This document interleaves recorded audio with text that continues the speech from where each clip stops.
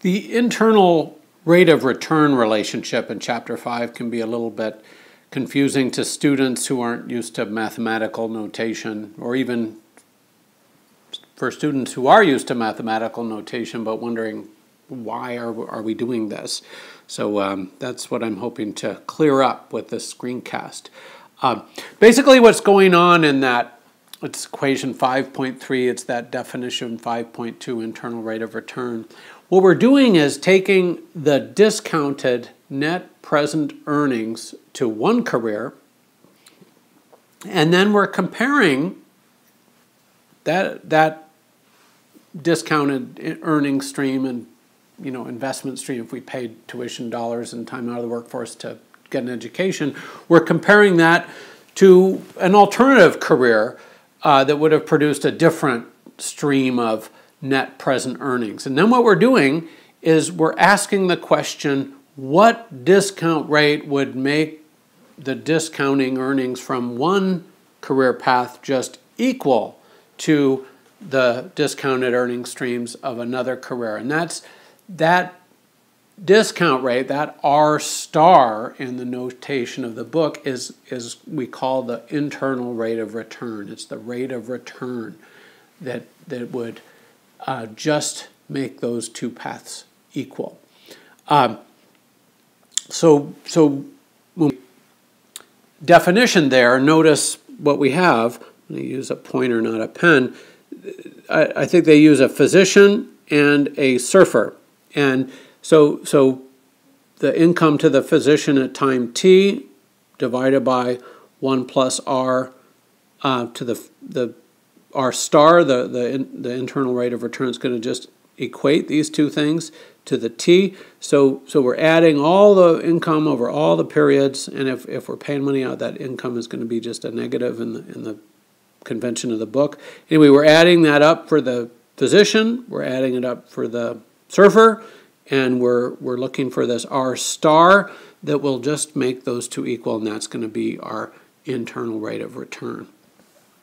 So that's what's going on. I have it toward the end, but let me just toss it in now. Let me give you some advice. When you're doing Chapter 5, number 11, which involves manipulating these, I think they have you go to an equation solver online, which is actually easy to find and easy to use, but I'll help you with that as you need it. Anyway, that problem is much easier if you set this up exactly equivalently, and that would be for the surfer physician problem would be using that delta star to the t. Remember, delta was just the same as 1 over 1 plus r, but it just mathematically, when you use that equation finder, it's just loads easier to use delta star, solve for delta star, rather than, can't write and talk at the same time, rather than for r star. Anyway, I'm talking and writing. I mean, it ultimately does turn into an equal sign, but just to follow the notation of the book.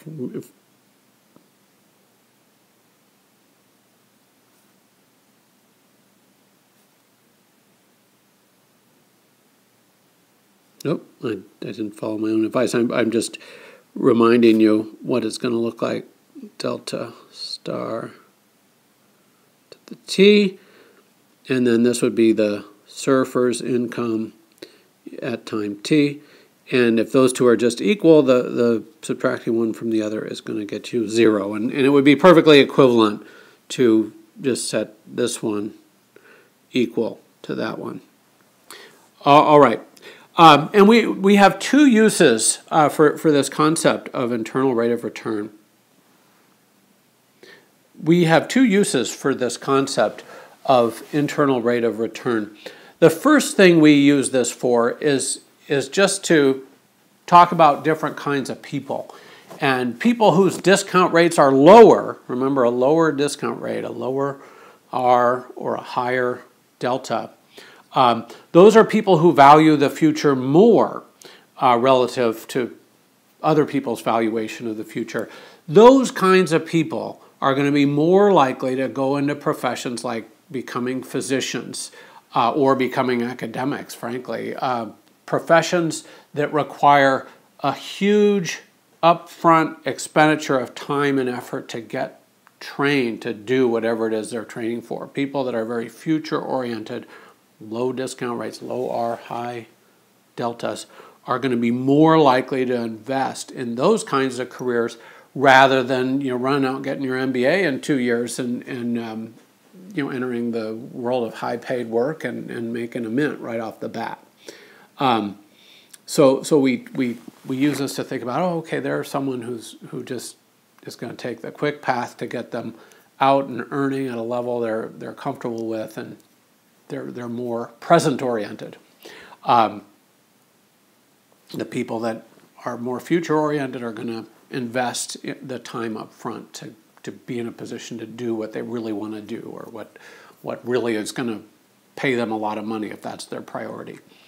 So that's one way we use this concept.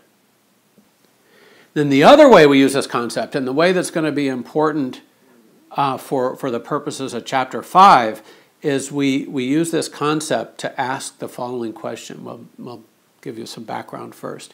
So if labor markets are functioning well, we'd expect internal rates of return to roughly match the rates of return to other types of long-run investments. And we're going to see that in MBA, if anybody can get an MBA, and I mean, you have to get into a program, but rates of return to MBA, law school, there's plenty of paths. There's no union or professional association that restricts seats in those professions.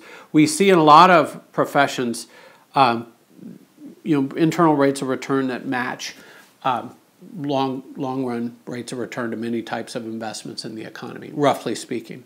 But what we use this concept of internal rate of return to investigate is the question of whether there are barriers to entry that result in rates of return to a particular profession, becoming a physician in this case.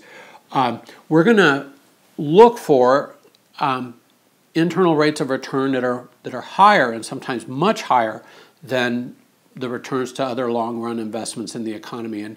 And following a pretty standard practice in economics, if markets were competitive, barriers to entry were low or non-existent, we would expect roughly equal returns across different types of investment. But if we see high internal rates of return to one professional avenue, we're going to say that could only persist over time if there's some important barriers to entry, keeping people that would be very delighted to earn those rates of return. Something must be keeping them out, otherwise they'd enter, and in entering suppress the rates of return available. So anyway, that's the logic of the endeavor. That's how we're going to be using this in this course, in particular in this module.